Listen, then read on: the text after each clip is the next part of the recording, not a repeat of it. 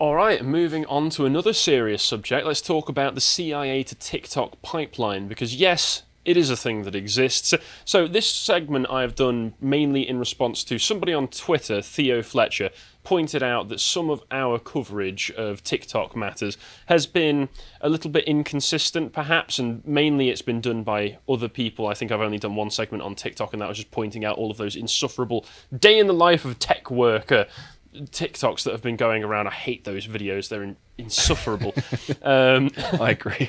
But when other people have been covering it, like Carl and Connor, it seems that we either split between saying that it's Chinese state media if it's promoting stuff that we dislike, and then just not mentioning it if it's presenting stuff that we do like, or at least there's some inconsistency in the way that we present it based on whether it's the people's fault who are behind TikTok or the people's fault who are posting these videos on TikTok in the first place. So, but I think I'm doing this to clear it up, and mainly also just because in having that discussion with this guy on Twitter, he pointed me towards some really interesting information that I think is very important for people to know, especially after the Twitter files revealed the amount of US government involvement in Twitter and manipulation of information. Yeah, I'm really interested to find out about this because I'm going into this blind, but it's a really promising thing because, of course, the extent to which the CIA and the FBI and all the alphabet agencies were involved in Twitter was even beyond what I had imagined, which I thought was, that they're the ones basically pulling the strings. But even then... Even past the point of Elon getting a hold of the platform and releasing the very first Twitter files, they still had Jim Baker, former attorney for the FBI, as the one curating the content that was sent to the journalists. So even after Elon thought he'd cleared them out, there was still a few hiding in there, nestled in there. Good to see Elon clearing them out. I'm sure AA will approve. Absolutely. But it relates to an article that I wrote recently talking about asking the question whether Twitter is real life, and I point to the fact that, well, no, Twitter is not technically real life. It's an abstract online platform, obviously, but the things that happen on there are real. They take place in people's lives, and the US government thought that Twitter as a platform was important enough in terms of disseminating information to have all of this interference in it. Elon Musk thought it was important enough to try and be honest on Twitter and allow for a greater breadth of the discussion to spend $44 billion buying the thing. And Twitter is not the only platform that is important in that way, and TikTok especially given that it's aimed at a much younger audience than basically all the other platforms other than maybe some kids' content on YouTube, is very, very important to the alphabet agencies and the US government in general for being able to get all of this information, get the right information out to indoctrinate children. Vulnerable children, yeah. And this also ties into something that Carl spoke about recently when he was talking about the book on a premium book club, Hannah Pitkin's Concept of Representation. As far as I'm aware, this was him and Bo talking about this book, which discusses what actually does representation mean in a democratic context. And given what we're talking about, given the sort of stuff that we cover a lot, you should probably be very familiar with this point, that the fact that democratic representation, as it's sold to you theoretically, is not at all what we get in practice. You're told that you vote in the representatives who are going to represent your interests, you think you do that, and then they go with the globalist agenda anyway. Yes. So as far as I'm concerned, democracy as we understand it has been sold is a complete sham, just a smokescreen for power. So this is talking about the theoretical origins of the concept of representation as it pertains to democracy. But let's carry on. It's worth checking out. So these are the videos that I was sort of pointed to for where we've been a bit contradictory, perhaps. So if we just move past these, because like I say, what we've done in the past, we've mainly just been going off of various people's opinions on this. So it was interesting to look into this because it seems the whole thing is much more... It goes a lot deeper than you would expect, because it's not just that the US government is filling TikTok's important positions with its own agents, but instead it also looks like TikTok, the Chinese owners of TikTok and the US government are seemingly having a tug of war right now over who's going to be able to have the most influence over the platform. And both of those are not people that I think have my best interests in mind. It is interesting, really, that the Chinese have allowed the alphabet agencies to infiltrate their organisation. You'd think that one of the main things that they would be doing is policing the organisation for foreign government infiltration, because obviously the Chinese do use it Yeah, well, we'll get into that. Okay, because I do think that what it seems like is TikTok is happy to let the US government have influence as long as China is still able to operate within our markets, make money through advertising and such, and then also make money selling our data off, because that's obviously what they're doing. Because even if the US government gets complete control over the platform, servers and certain parts of its infrastructure are still going to be processed through Chinese infrastructure. Therefore, they're still going to have access to our information, basically. I don't think that it's... tech companies seem to sell our data anyway, don't they? So it's not necessarily anything unique to TikTok, but it's just especially nefarious because it's the Chinese communists doing it. Yeah, but like Twitter, it's been fairly obvious for a long time that the US government has been involved in Twitter, given the fact that... It's not Twitter, sorry, TikTok. Given the fact that last year we had a literal moment where TikTok influencers were just invited to the White House to try and convince everybody to get vaccinated. This person, Benny Drama, got invited to the White House to make TikToks encouraging people to get vaccinated. This was obviously just a psyop for younger TikTok viewers. It was like those videos I mentioned, the day in the life. It was presented as one of those ones, and there were the hilarious memes that came of it, of this degenerate peeking through the door going, "Honey, they've invaded Ukraine." Jen Psaki. It's just this really camp guy poncing about the White House with his long nails. If that doesn't sum up the complete degeneracy of the US right now, I mean, if we're going to get propaganda, and everything can be classified in some way as propaganda, can we make it cool?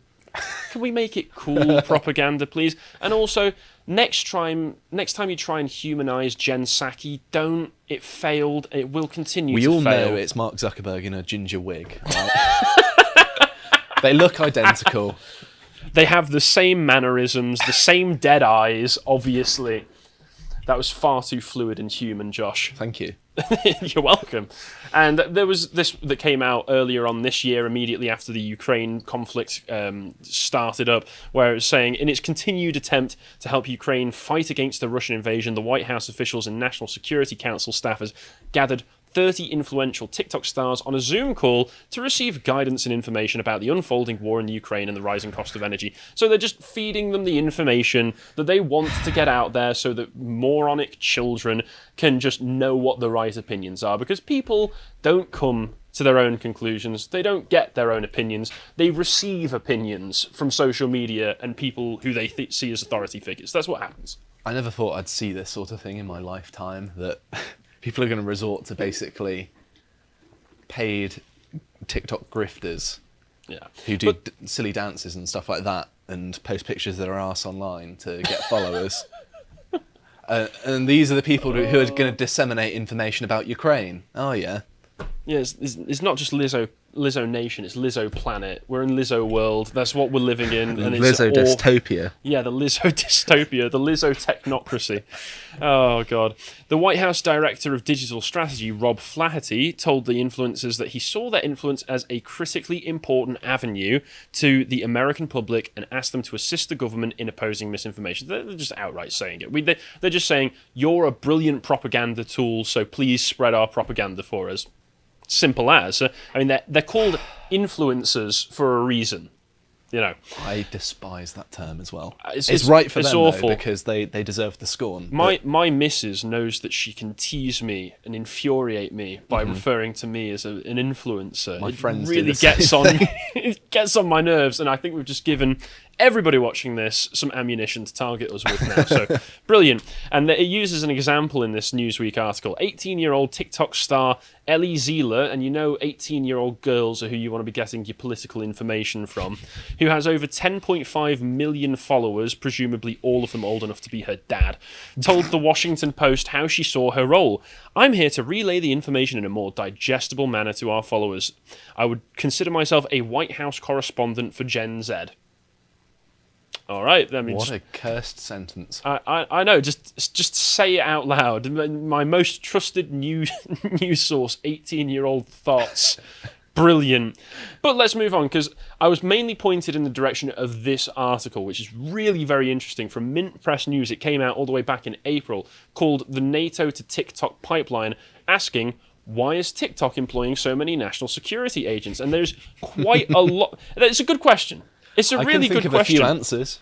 But, I mean, the FBI has organised all manner of perverted things, so it's no wonder they want to get their hands on a bunch of young girls. Listen, man, once again, we don't know who was on the Epstein lists. It's true. So the entire FBI. I wouldn't be surprised, let's be honest here. But there's quite a lot of information to go through here, so I'll try and get through it as quickly and efficiently as possible. But I don't want to skip over this because it is just really interesting to see how many people in the alphabet agencies have embedded themselves in important places in TikTok, just like they did with Twitter. TikTok itself has taken steps to align itself with US government policy, deleting more than 320,000 Russian accounts and removing at least 41,000 videos peddling misinformation about the war. In addition to this, it's placed warning labels marked Russian state-controlled media on 49 accounts linked to the Russian government, so pretty similar stuff that you saw from all of the tech companies doing. Although TikTok is a Chinese company, it is ironically completely blocked inside of China, their domestic market being served by a sister app, Douyin, which functions in a similar way but is separated by the Great Firewall and presumably only promotes stuff that the Chinese want their citizens to see. Great Firewall is a genius term. That's brilliant. I do love it. After Douyin's success in China, its parent company ByteDance launched a global platform. ByteDance first reached a deal to sell TikTok to Microsoft because originally, I think it was in 2020, Donald Trump made that threat that he was going to ban TikTok in America unless they sold the platform to an American company or investor. Biden decided that didn't need to be the case. He said, we don't need to do that anymore. So it was originally going to go to Microsoft, then to Oracle, and then to Walmart, of all companies. Walmart? Yeah, Walmart wanted a slice of that TikTok pie. Yet the new Biden administration, without explanation, quietly dropped the sale requirement indefinitely in early 2021, saying in a court filing that it had begun a review of security concerns cited by the Trump administration. So they basically went, yeah, don't worry about it, bro. Joe Biden just there sleepily on his chair, just like, don't worry about it, man. Well, when you're in the pocket of the Chinese, you don't need to worry about them propagating propaganda in your country. I wonder why. Hunter Biden, in between puffs of crack, told his dad that, no, man, TikTok's cool, bro. It's how I meet all my girlfriends. For example, while simultaneously being the content policy lead for TikTok Canada, Alexander Corbeil is also the Vice President of the NATO Association of Canada, a NATO-funded organisation chaired by former Canadian Minister of Defence David Collinette. In order to join TikTok, Corbeil left his job at the SecDev Foundation, a US State Department-funded security think tank. Corbeil's work focused on Middle Eastern security and in particular on the war in Syria and what NATO's role should be. Another NATO-linked new recruit is... So after Biden said that they didn't need to sell it off to an American person anymore, what it seems has happened is the US government has just decided to start filling it with its own agents. So even if we don't own it, well, we'll still control it, that sort of thinking. If it were being done for good reasons, though, I would actually support this. If, these people were on side of, yes, we're going to be promoting freedom and liberty and we're going to be countering the Chinese propaganda. No. But no, they're going to be augmenting it. Making it more digestible for a Western audience, in the words of it's being staffed with bugmen who hate you and your way of life. So yeah, another NATO recruit, Ice Kokak. I have no idea how you're supposed to pronounce that name. Kochak, maybe? Kochak, yeah. Yeah, a global product policy manager at the company. Before joining TikTok last year, she spent 3 months at NATO. Ford Copeland, who works on TikTok's trust and safety policy, is also an ex-NATO man. And given what we learned about Twitter's trust and safety, I think we should go and look in some previous dissertations this person has written and see if they've said anything dodgy about Grindr and minors. Perhaps the most worrying NATO alumnus, from a public perspective, this article continues, is new feature policy manager Greg Anderson. According to his own LinkedIn profile, until 2019, he worked on psychological operations at NATO. Literally PSYOPs.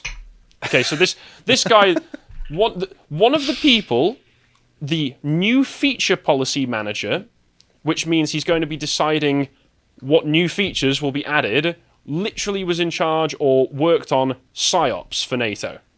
This is just fine. This is just normal information that you expect to hear about a tech company. Being up to scratch with my psychology, I also know that there are so many ways in which a policy manager can manipulate people unwittingly, like design choices and it's their things like entire that. job. That's the job of the algorithms that they promote. That's the job of the layout of the apps, is to make sure that they're as addictive as possible to keep you on there and keep as much screen time as possible. And at the same time, you've got people psyoping you. Yeah, and Your entire brain is going to be filled with nonsense. being in that position with that background, he's going to be like a kid in a candy store for psyops. Yeah, because guess what? You get to promote it not just to the normal people you used to. Now you've got kids with malleable, vulnerable brains. Mm-hmm. Brilliant. This fact, according to Mint Press contributor Loki, was removed after his tweet raising concerns about the relationship between big tech and the national security state went viral. So this tweet on the article from Loki talking about it went viral, and then all of a sudden, this guy Anderson took it off his LinkedIn profile that he worked on psyops for NATO. And it's like, this never happened. It never happened. Forget, citizen. It's funny that the left always talks about that F word, the one that YouTube might tell us off for saying, not the ruder one. Not the cigarette word. No, not that one, or the other one, but the mid-century Italian word. Oh, yeah. But wait, is YouTube going to tell us off for saying that now? I think so. Oh, bloody hell. I know. But, yeah, and you've got this clearly revolving door between government and private company here. Mm-hmm. And I mean, if that's not that word that I can't say... It's not even just something as simple as subsidies, which you can make the argument have an influence on those companies to be more pro-government because, they're receiving massive funding from them. But at the same time, this isn't just as simple as that. This is people from major intelligence positions going straight into a big tech company that has a massive amount of influence over people. And the government, they've prepped these influencers before. They know what influence these people have. So they go in, they influence the actual operation of the app itself to be as addictive as possible and to make sure that it's psyoping you in ways that you don't even realize. And then they also just prep all of these influencers on how they can continue to be part of the psyop in the first place. Everything you see on these apps is controlled in one way or another to your detriment. But let's carry on, because there's more to go over in here. So the company's new global lead of integrity and authenticity... Tech companies talking about authenticity. Okay, and integrity. Rich, isn't it? Chris Roberts is a former senior director of technology policy at the Albright Stonebridge Group, ASG, a powerhouse strategy and consulting firm started by the late Secretary of State, Madeleine Albright. Brilliant. Okay, this is getting interesting now, isn't it? The ASG has perhaps been the major staffing source for President Biden's administration, with at least 10 ASG employees appointed to key positions in the national security, state, and foreign policy positions. Before ASG, Roberts worked, in his own words, on special projects for the National Democratic Institute. The NDI exists to channel US government money, money, training, and support to political and social groups around the world, which means funding insurgencies to topple foreign governments. So this isn't just a rabbit hole, this is an entire rabbit warren, isn't it? Yeah. This is huge. We're in a den of vipers right here is what's actually going on. And at TikTok, his role is to lead the integrity and authenticity policy team. This team covers misinformation, synthetic and manipulated media, covert influence activity, and spam and inauthentic engagement. Brilliant. Okay. And then since January, Bo Patterson has been working as a threat analyst for TikTok's Trust and Safety division. Between 2017 and 2020, however, he was a targeting analyst for the CIA, after which he joined the State Department to become a foreign service officer. And obviously, that's about as far as that goes right now. But why would they do this? I've already made it clear that this is a brilliant platform to influence young people's minds, and they've just got some facts and figures in this article explaining. So it grew exponentially from about 85 million global users in early 2018 to 1.2 billion global users by late 2021. That's a year ago, so it's probably grown even more since then. And it is exceptionally popular among the younger generations.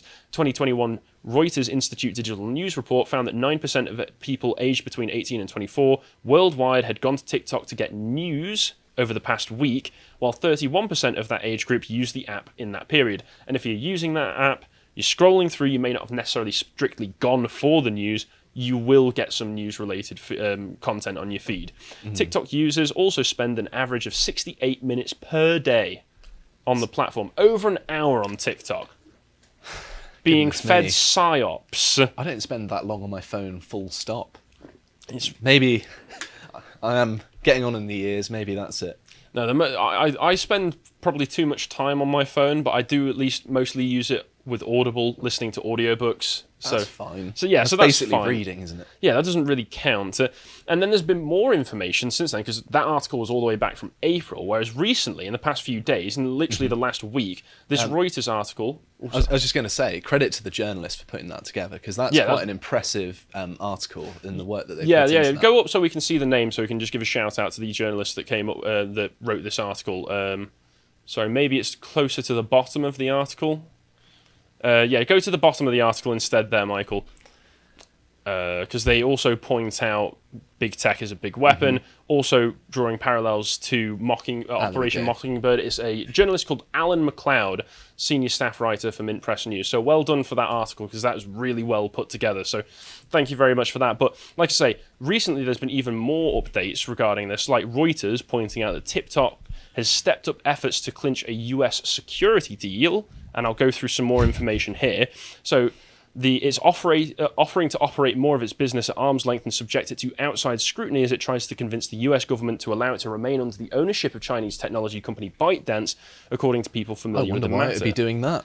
Yeah, and they've been seeking to assure US government departments and agencies for the last 3 years that the personal data of US citizens cannot be accessed and its content cannot be manipulated by China's Communist Party or any other entity under the influence of that country's government. Right. Well, like I say, this is where the tug of war comes in, where it's obvious that China and US have their own interests that they want with TikTok, except I think China's are more malleable. China basically just want access to our information. And as long as they still have the infrastructure it's built on, as long as they still technically own the platform, okay, let US operatives go in there and manipulate and propagandize their own subjects if they want, as long as we can still get the data and sell that off and make money. I think what's likely to happen is if they're trying to remain in the United States, what they're going to do is they're going to make their operations more subtle, aren't they? They're going to realise, okay, well, we can't do this because it's going to draw too much attention, and therefore there's going to be subtle tweaks to algorithms promoting certain things. Like, I know it's quite a while ago now, but wasn't there the trend on TikTok of it, the algorithm downgrading people who are disabled because... Was it? Yeah, the Chinese scorn the disabled, unlike in the West, where we hold them up as being stunning and brave, which many of them are. I mean, it's a difficult position to be in yes, life. So, but I don't think that they deserve to be discriminated against by an algorithm just because they're disabled. That's awful. Well, I think what's happening is that if China really wanted to subvert the US and the West through TikTok, they don't need to bother. They just need to let the US government do it for them. They go, we need to subvert the West, and then look over and they see Joe Biden. They see that, what's her name, Rachel Maddow? No, not Rachel Maddow. Oh, right. Rachel, the one, the Army Naval something or other, the Navy general or something. Levine, yeah. Thanks, Michael. Rachel Levine, they see debates over whether men are women and women are men, and they just think, do we even need to subvert these guys? I mean, They're doing Biden a good is enough job copying themselves. Xi Jinping's homework, isn't he? I mean, he really is. But here's where it goes even deeper. So TikTok has unveiled several measures TikTok has already unveiled several measures aimed at appeasing the US government, including an agreement for Oracle Corp to store the data of the app's users in the United States and a United States Data Security USDS division to oversee data protection and content moderation decisions. So now all the information is going to have to be processed through American servers, but China's still going to own it. So now it's going to be everyone owns our data. If you've got a TikTok account, everyone gets it. You get some data. You get my personal address. You get my phone number. But some government officials, including at the US Department of Defense, the Federal Bureau of Investigation, the CIA, remain opposed to a security deal, according to the sources. And this just comes across as performative opposition because, realistically speaking, all of these departments, they aim to benefit from the use of TikTok. We have infiltrated the departments. Yeah. These officials argue that TikTok's users would continue to be vulnerable because the app would still rely for its technology on ByteDance, which operates Chinese short video app Douyin, as we pointed out before. So as far as I'm concerned, the only real problem that they might see is they might get Chinese propaganda instead of our beautiful, inclusive, stunning and brave US propaganda. That's the only division I see here. To be fair, at this point, Chinese propaganda is probably socially more extreme than even the right. Like, they're just like, yes, disabled people bad. anyone who isn't white or Asian bad. Yeah, it is probably more extreme. Well, I mean, Dan and I recently covered in one of the segments that we did that China's laws accidentally incentivize people to, if you run someone over and only injure them, it's incentivized to kill them instead. So yeah, Chinese propaganda probably is a lot more extreme than we get over here, at least in terms of just encouraging physical violence on people. And then it just carries on. So it's also, TikTok has proposed to form a proxy board that would run the USDS division independent of ByteDance. The sources have said the USDS board would have 3 members who would be screened by the Committee on Foreign Investment in the United States. I'm sure they're a trustworthy organization. A national security panel. The sources said ByteDance would not have control over the board and its decisions, even though it would pay for the USDS division's operations. So, yeah, they're fighting for control of it right now, but realistically speaking, who loses? We all lose. If you've got kids who use TikTok, just throw the phone out the window. That's my best advice. That is... Because just uninstall the app, I think. That's probably all you need to do. No, throw the phone out the window. Interestingly enough as well, to make it even more suspicious and confusing, the US House of Representatives has banned TikTok on all of its devices. So if you're... That's a good idea, really. If you're a member of the House of Representatives, then you're not allowed to have it downloaded on... But if you're in the Senate, go ahead. Yeah, everyone detected to have the social networking applications on the phone would be contacted to make sure it's deleted, and any future downloads are prohibited. Last week, lawmakers approved the $1.7 trillion omnibus bill, which I assume nobody read because it's probably 3,000 pages long and they just go along with it anyway. It's drafted up by lawyers who have their own incentives here. That included provisions that would prohibit the use of TikTok on executive branch devices. That came after the Senate unanimously voted to approve the No TikTok on Government Devices Act that was introduced by Senator Josh Hawley. So Josh Hawley, Republican, he's pushed back against things stuff, like it was the diversity Howard Kentanji Brown Jackson to the US Supreme Court earlier this year. He was pointing out, well, you've said some pretty retarded stuff, and she was like, are you racist, bro? You racist, bro? Is that what you're saying right here? Criticising what I'm saying, you must be racist. Have you considered the colour of my skin when you're criticising me? That means I can say anything. Yeah, basically. And it came after the Senate... the TikTok's critics in the US government have been raising concerns that it could be used as a tool to spy on the US by Chinese officials, but the only people we're actually worried about, as it shows here, them spying on are the senators and people in the House of Representatives, people in important positions, not people like you and me. They don't really care about the plebs like us. So, yeah, and if you want more information on this, Glenn Greenwald on his Substack had an excellent article here talking about his experiences posting some mild criticism of Zelensky on TikTok and then it just being wiped off the platform. Whereas even other platforms like Google, YouTube, Twitter were more than happy for the video to remain up, but TikTok was going even further, which he suggests fits much more in line with US foreign policy goals than Chinese foreign policy goals. So yeah, it does. TikTok is not as simple as it just being a Chinese state media app trying to subvert the West, because the West is trying to subvert the West. The leaders of our glorious civilization want us all to be weak, fat, gay, all sorts of things, and they have made sure to put people in positions in these platforms to make sure they can propagandize you in that way. So yeah, there you go. If you appreciated that segment from the podcast of the Lotus Eaters, you can go to lotuseaters.com to get access to all the premium content we have on the site, such as the premium articles we do, this one on fitness politics, with an audio track for silver and gold tier members, of course. If you'd like to find out what else we're putting out, you can follow us on Getter at lotuseaters_com on Getter. Thank you and goodbye.